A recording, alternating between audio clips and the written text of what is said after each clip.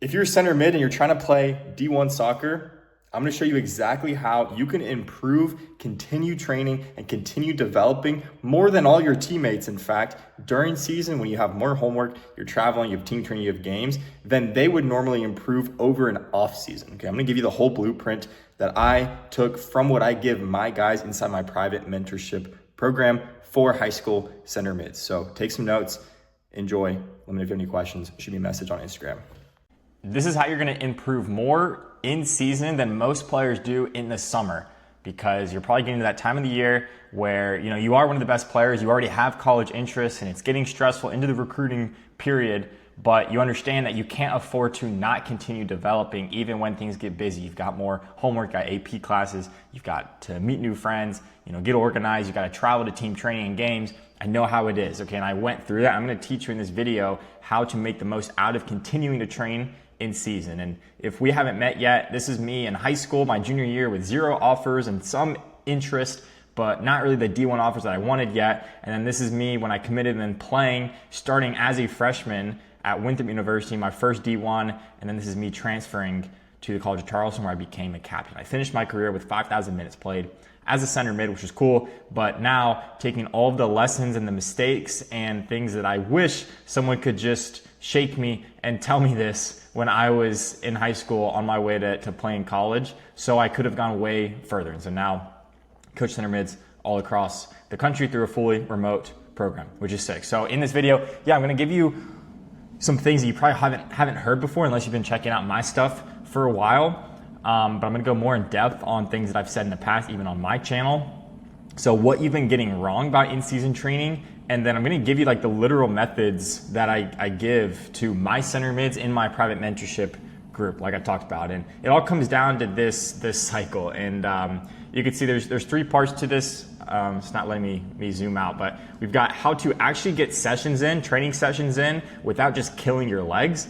We've got what your club coach isn't telling you about watching film and how to actually watch film. It's not just opening your laptop and clipping your highlights and saying, okay, cool. And then putting things together with the recode. And this is like my system and literally what took me, throughout all of these, going from like not getting the play time I want to being one of the best players, but not D1 offers yet, and then becoming a D1 player and then riding the bench and then becoming a D1 starter, and then transferring to College of Charleston, having to adapt to the level, and then becoming a captain just a few semesters in. Okay, so this is a system that I learned. So first off, how to actually get sessions in without killing your legs. And you've probably said this before.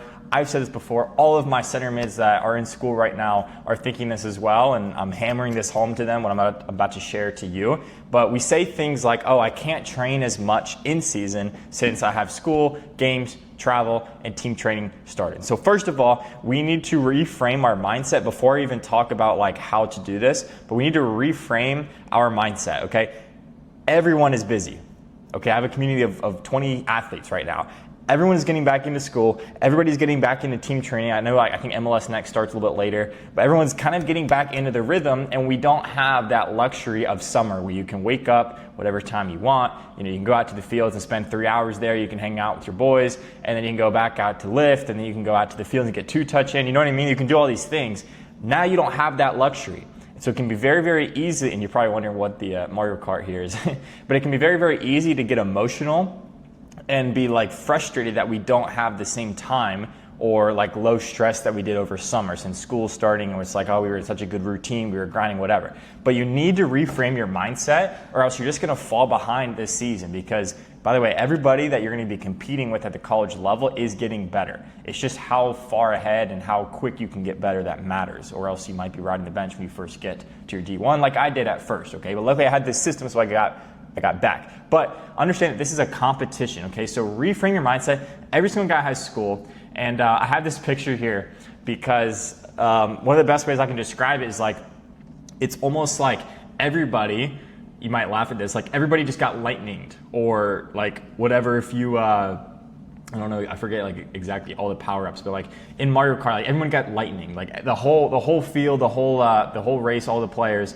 they got sabotaged, right? And now you're like this little small guy I don't know why Toad, it looks like he's not hit yet, but he's probably going to get hit. Like now you're like this small guy, the music slows down and you can't go. Like maybe you're about to hit like that jump, but like because you got lightning, you mistimed it, so you didn't get the boost, and then you don't make it over, and then you're like mad, whatever. So it's like this is how you can look at your competition right now. Everybody has to come up with a new routine. Everybody is losing their summer momentum, or in a way. Like everybody is, getting boggled down with homework, and like the teachers that always seem to assign, like they have to like make a stance and like assign the biggest project like first week of the year or something, like give you a big test just like to stress you out. You know what I mean? Like everybody's going through that. So the guys that sit there and think about if you're playing with your family or friends, everybody on the screen gets lightninged. The guys that like throw down their control, like, are you kidding me? Like I got lightninged again. Like, are you joking? Like, oh, it's always against me. Meanwhile, everybody got lightninged. So the people that just like lean forwards and are like, okay, I got lightning, I'm probably not gonna be able to make this jump. How can I still make the most out of it? Because they know that they're competing against the other guys. I think like in the video game, it's like worse if you get lightning further ahead, I think. But like say all the players get lightning the same. Everyone's like sabotaged the same. Right? That's what I want you to look at. So like the players that throw down their control, like, oh, poor me, like I can't do it, whatever, they're going to lose because like everybody kind of slows down or changes their improvement. But the guys who can still win in these new conditions are going to be the ones that go and show up to their D1 schools and actually start. And if you don't get this right, again, like I fell victim to this. Luckily, like I had it figured out. I started to learn some of the system, but I definitely fell victim to this. And like when I got to my D1, I was there and I was nervous, and I put in as much work as possible this summer after my senior year, going into my freshman year of college. But because I didn't continue improving throughout the season, in my junior year season, my sophomore year season, and like I didn't know these things, I didn't understand that it's a competition. Everybody got lightninged. I just only locked in like truly over summer. And then I showed up, and like here I am at my D1, and like everybody knows I'm a D1 guy. Like I'm trying to impress all my friends by like making sure I got minutes on the roster spot. And I'm on the bench.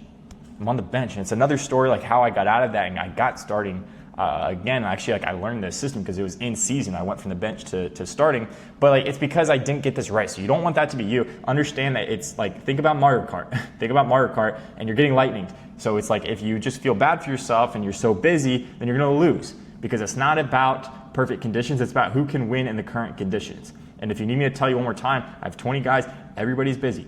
Everybody is struggling to get like the same amount of training. It takes like 2 or 3 weeks to really get back into a new routine, and then like you can probably pick up the training again because you get the new schedule figured out. Everyone's going through this, okay? You're not special, you're not like, it's not poor you. I used to think it was poor me because I'm so busy. Everyone's going through that, okay? We just gotta still win, even when you're lightning, we gotta still win. Because then it comes back and you get back to full size. It gets back to summer, whatever you think is like the time where you can finally train again. And then it's like, well, if you got really behind where you're lightning, it doesn't matter because everyone's going to be ahead again. Everyone's going to be in summer again. Hopefully you get what I mean. Second thing is like something maybe a little bit more tactical that you can actually apply. Call these priming sessions. This is what I do for my guys. This is one of my athletes, and you can see here, like he has team training, a tournament. He has like 4 games. It's insane. Team training, game. Team training, game, team training. You know what I mean? And some guys have like team training Monday through Friday, and like their coaches will give them games Saturday and Sunday. And I'm just like, okay, it's tough. So like you have to adjust how you look at things. So you can see here, like we're getting a full session in on Monday, and then on Tuesday, because we're not trying to kill his body, he has just like 50% of the reps, and like he knows what that means because I talked to him. But pretty much I call these priming sessions. So it should probably just take like 15, 20 minutes. And you're still training, but we're conserving the legs. And what you can do, I'll give you like the sauce here. I like my guys, if it's possible. I know sometimes like the sessions, the team trainings are too late, like the facility closes, like they shut the lights off, or maybe you can't get there early, like the coach doesn't bring the ball back till later. But ideally you can get like a priming session in 15 minutes before your session or stay 15 minutes after. Okay, and what I mean by priming session is like we have to reframe our mindset with training. Okay, you're not going out there for a 2-hour session trying to completely redevelop a skill set. You're going out there based on what happened on the weekend and priming yourself, putting yourself in a game realistic spot, getting 15 shots up, getting 15 long diagonal balls or 15 minutes of that stuff. And then you're taking that and you're not doing it just like to build the muscle memory necessarily, because you're not going to be getting that many reps, but you're doing it to prime your mind and be like, okay, this is what it feels like. This is what I can tweak. This is what I can do. And you're just priming yourself for the game. Does that make sense? You're priming yourself for the game. Okay, and some things that you can do, and I preach this, whether it's just a priming session or just a regular session, but some things you can do to get the most out of your reps. You might think because you only have 15 minutes or 10 minutes, or some guys literally just do it like for 5 minutes, just get like a few reps. Like a few reps can literally prime you for the next game. Okay, but you might think, oh, since I don't have much time, I gotta run through as many balls as possible. I gotta get as many reps as possible. No. I'd rather you get 5 reps. I tell my guys, I'd rather you just get 5 reps, in a 20-minute time span if you're like really getting the most out of them and you literally see yourself doing it as if it's a game and you put the pressure on, you get like a really quality rep and you feel it, because it's more about the mentality piece than just like what your foot is doing. It's like, can you feel yourself doing it? Can you apply the pressure to yourself in your own mind by visualizing that you're in the stadium with a bunch of fans cheering?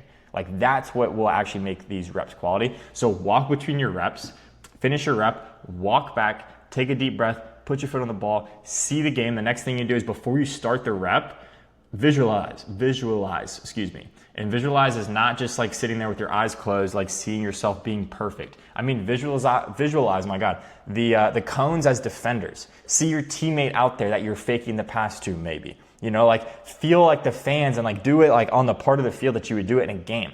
And then that's going to put extra pressure on you. And then we can actually get reps that translate, because you're going to notice you probably do reps way too fast. You probably aren't being intentional and you actually like don't see what you're doing. And the drills you're probably doing are realistically, like if you're anything like I was, like they actually don't even like, they're not the same thing that you do in a game anyways.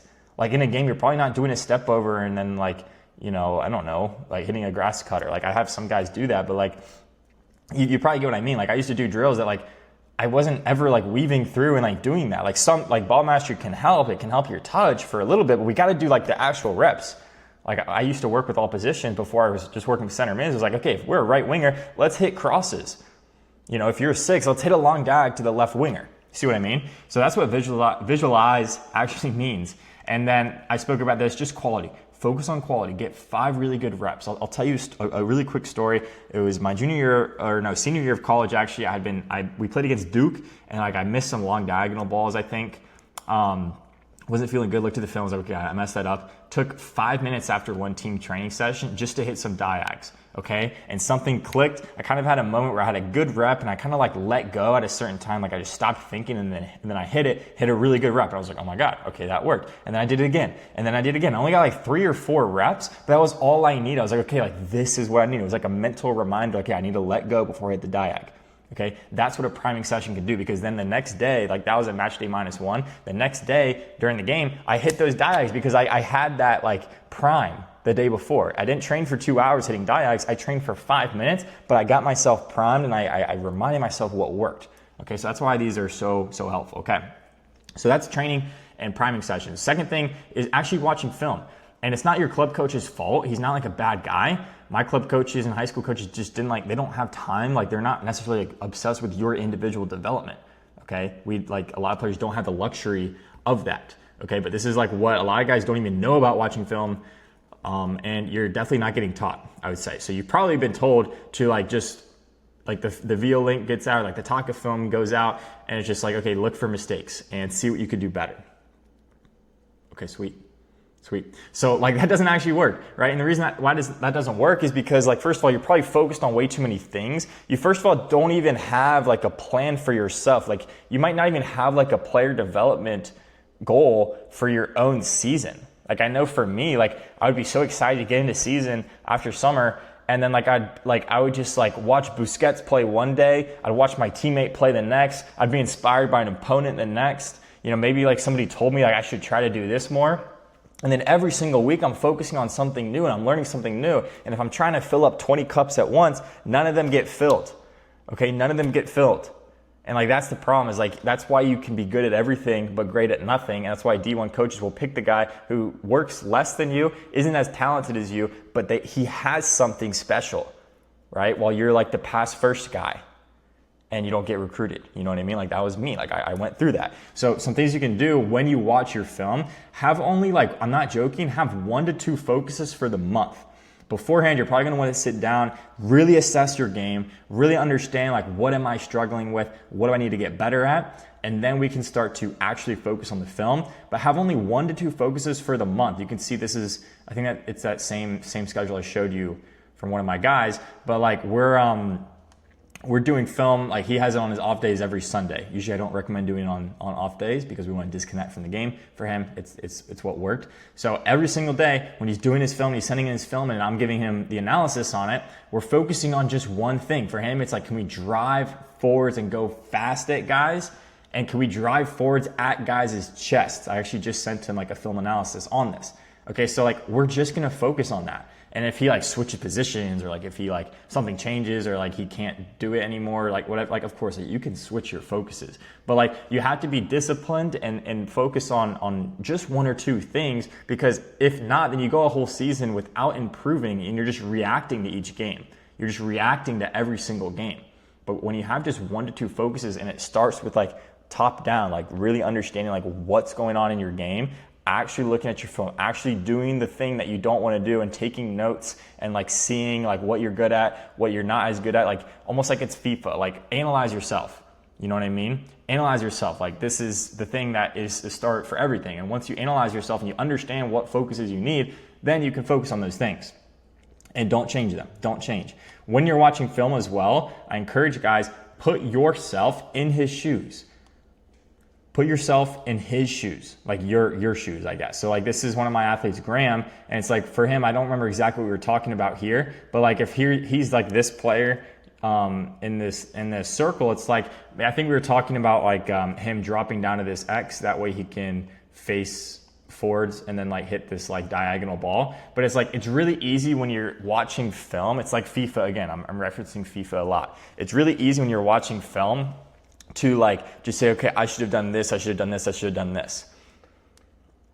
But you know as well as I do that like when we watch film, like my coach used to hit pause on the film when we were watching film as a team, and like it would be so obvious, like, okay, I should have opened up and I should have played this guy, and I knew he's like about to rip me apart, or he's gonna rip my teammate apart because he didn't do something. But like when you hit pause on film, it's so easy to understand, and we can almost like judge ourselves for not knowing something.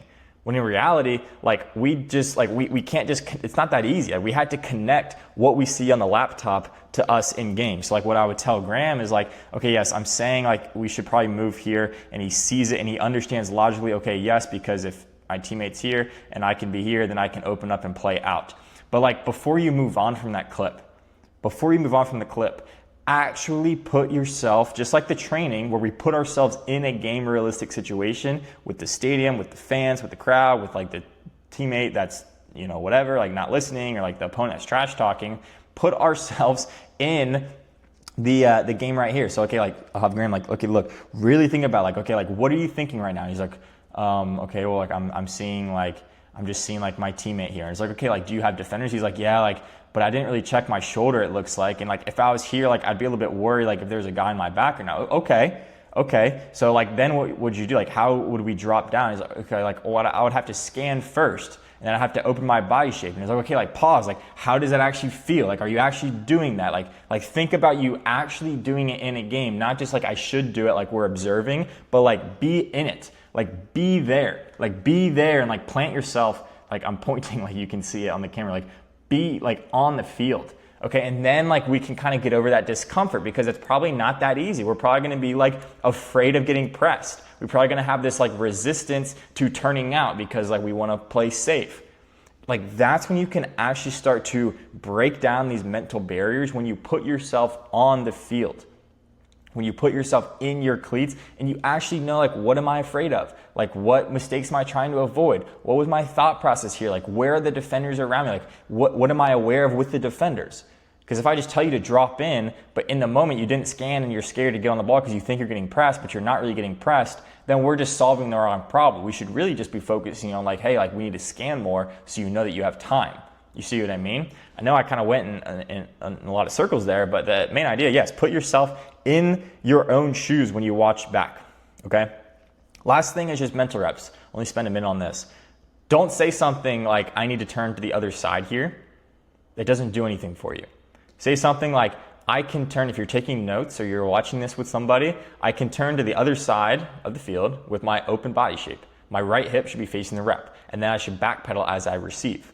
So it's kind of like in this situation, like, okay, like, don't just say like, okay, we need to drop in the pocket here so I can turn. It's like, okay, check my shoulder so I know I have space, make a 3-yard movement here, open my hips, and then I can take that far prep touch, and then I can hit this ball out wide. And you might be thinking like, oh, Chris, like I already know that stuff. But like, until you actually write it down and you actually think about it and you actually walk yourself through it, you didn't get a mental rep. You just did film because you can say you watched film, but you didn't actually learn from it. Okay, so be specific. And it's like, I'm not saying that like you have to remember all of this next time. Like, the worst thing that you can do is go out to the game and be like, okay, I have to remember to open my body shape and open my hips and take this first prep touch and then look up at this time and then scan here. Because you're not gonna remember that. But like, until you write it out and you logically walk yourself through the scenario, this is like imagery. If your English teachers ever talk about like imagery and stuff, like this is what our brains can comprehend. I need to turn to the other side here is just like somebody telling you to play confident. Like, it doesn't work. But if like we say like I can turn to the other side with my open body, whatever, you can read that. It's like someone not telling you just to play confident, but it's like, hey, you're at your best when you get on the ball in the first 5 minutes. So make a 3-yard sprint when your center back gets on the ball to get the ball yourself, and then we can play forwards. You're like, okay, like I know what that means because we're descriptive, we're specific, and we actually got a mental rep, okay? So hopefully that makes sense. We don't want to be vague. We don't want to be vague in like our mental reps. Like, walk yourself through, like watch the film, and instead of just saying I need to turn here, say, okay, what I'd like hit pause, play, like walk yourself through the moment. That's how you're going to get a rep. Okay. Lastly, the recode. I used to say this, and this is honestly like my mission and like why I do what I do now. Like, I think there's so many center mids and so many players that are really talented. Like, they do all the right things. They have a high GPA. Like, they, are disciplined. They wake up on time. Like, they're a good person to be around. But then on the field, like, they're just reserved. And I talk about the 10 out of 10 center mid, and they're just being like they're 6 out of 10 center mid, or they're 7 out of 10 center mid. Like, I know how that feels. I did that for a while. Like, the guy with all the potential, but he was just like a pass first guy, because in reality, like, I was scared to let people down. I was scared of what my teammates were going to say if I tried to be selfish or tried to be more impactful. I was afraid to get pulled out by dribbling too much. But that was just all something that came in my head because I trained a lot and I worked really hard and I had the talent. Therefore, it would have been a disservice to my team if I didn't go and be more selfish and make more impacts and do my thing. You know what I mean? And so something I had to get over was this thought in my own head. Like, I labeled myself as just like the pass first guy. I labeled myself as like, yeah, sometimes I can just really be a good player. Like, I'm a really good team training player, but in games, like, I just like struggle. Like, that just happens to me. Like, I'm just that guy. You know how dangerous it is to label yourself as a person? Like, if there's like studies where it's like the person that like is quitting smoking, like when, hopefully you're not smoking, but like, the person that's like, oh, I'm trying to quit smoking versus like, oh, I don't smoke. Even though they both used to smoke and they both are trying to quit, the person that says I'm trying to quit isn't labeling themselves as not smoking. He's saying I'm trying. What does trying mean? It doesn't mean anything. But the guy says, like, I am not smoking, I don't smoke. When they both get offered like a cigarette or whatever it is, like, the guy that says he's trying, like, takes it.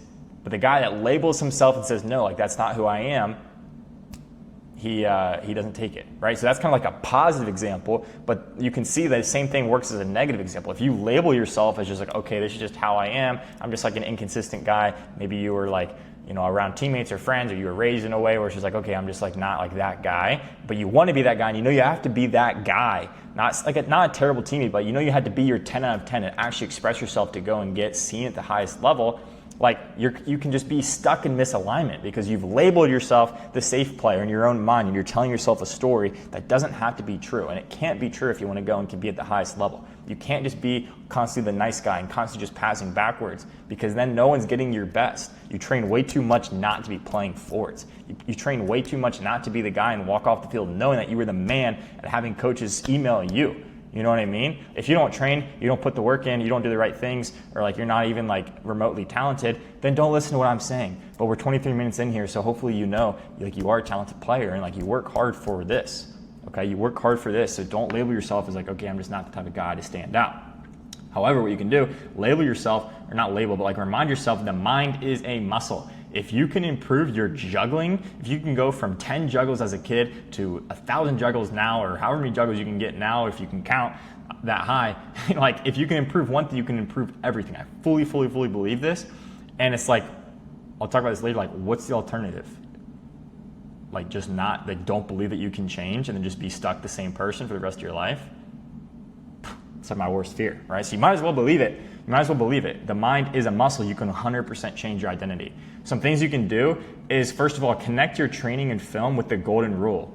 I spoke about this in other videos. When we watch film, and this all starts from like that top-down approach. So really identifying what you need in your game and what like 1 to 2 focuses you need to have in your film and your training. And then we focus on that in the film and we learn from it in film. And then when you do priming sessions or you do sessions in season, this is what you're training. You're training the same thing you're watching in film. So if in film, you're focused on getting on the ball, taking that prep touch out and hitting a long diagonal ball, what do we need to be working on that in training. Okay, and so what you can do is give yourself a golden rule, and the golden rule is how you connect these 2 things in a game. So it's a waste if you watch how to hit a long diag, or you watch how to open your body shape and drive forwards in film, and you train it a lot and you don't apply it in a game. So give yourself a rule, set yourself a goal. 5 times I'm going to drive forwards here in this game. 5 times I'm going to drive forwards in team training. 5 times I'm going to scan and open my body shape. Something very specific.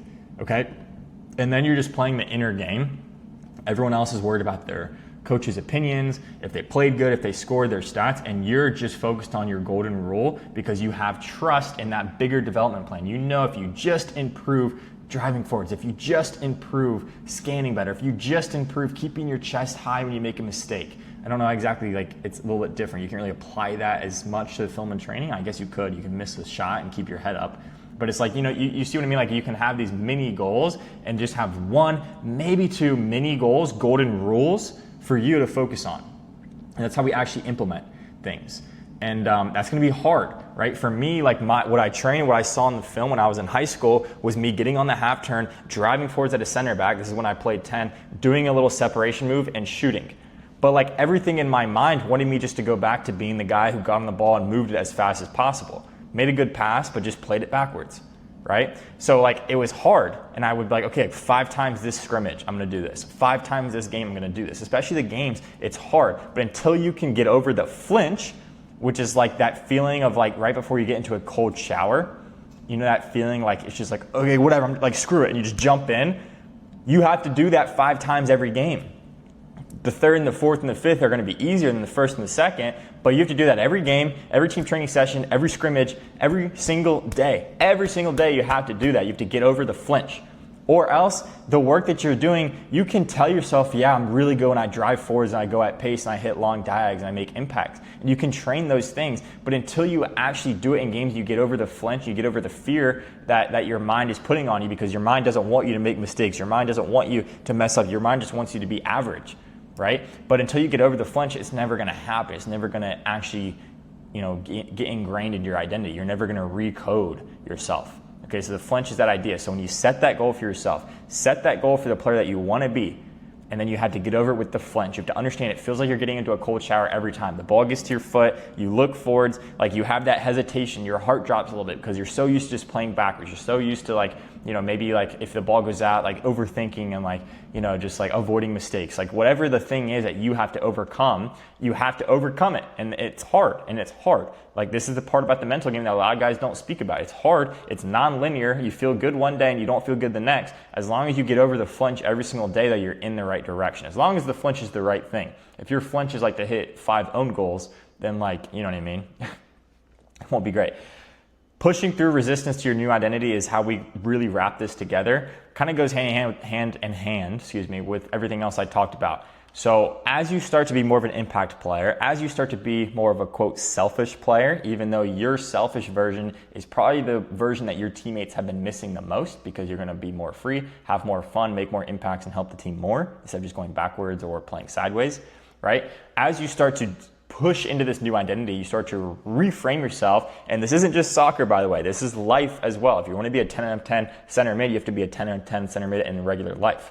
Okay? But as you start to recreate yourself, you're going to get people saying oh, you changed. Oh, you're so serious now. Oh, why do you, you used to just pass the ball. You're trying to be the goal scorer now or something. Yes, Yes, 100%. And like, I used to go through that and I would like feel these comments, or it's like, when like, as soon as you start playing well, or as soon as you start to like step into a leadership position, everybody all of a sudden is trying to take like tiny digs at you, because nobody's ego can handle someone else being quote unquote higher than them. It's just like human psychology, right? So they're going to make little comments here and there. They're going to make you feel bad. It's going to feel like you have more pressure. And if you screw up, it's a big deal. If that guy screws up, it's not a big deal. That's just what you have to go through, because what is the alternative? Like if you hear a comment from a teammate that says like, oh, like you're always like driving forwards, like you're always driving forwards, like and trying to like be that guy, like whatever, like I don't know, like what are they going to say? I forget exactly like the exact words, but it's like, if you give in to that and you're like, yeah, I'm just going to go back to my old self, like I guess that's the alternative to continuing to push through and embrace your new identity. But that alternative sucks. It's awful. You don't want to stay the same person. And it's not even like you're a terrible human or like you're a terrible player. You just have to go from 7 out of 10 to 10 out of 10. Most guys are cool with 7 out of 10. The great guys go to 10 out of 10. But what's the alternative to not pushing through the 8, the 9, and the 10 out of 10 stages where like you're getting comments and it feels uncomfortable and you have to go through the flinch? You literally have to like go into a cold shower 5 times every single day because it's uncomfortable to like go and play forwards more or take that risk. Okay, but what is the alternative? The alternative is staying the same person. And I'm not saying you're a terrible person, but like you should really be afraid of not being a different human being every 6 months. Okay? Take that from some guy who did it himself and it paid off. I was a JV player when I was like younger, and I was a D1 captain, and I changed my life, and now I can help you guys, you know what I mean? So like, what's the alternative to like pushing through this resistance and reframing yourself? Okay, so hopefully that was helpful. You've got the recode, you've got how to actually watch film. Again, I think this video is not one where like you just watch through once. Like come back to it like as you go throughout season to remind yourself and keep yourself on track. If you want to take a screenshot of this as well, I'll try to get out of the way. But we talked about all these 3 things. This is how you improve while everybody else complains that they're lightninged in season.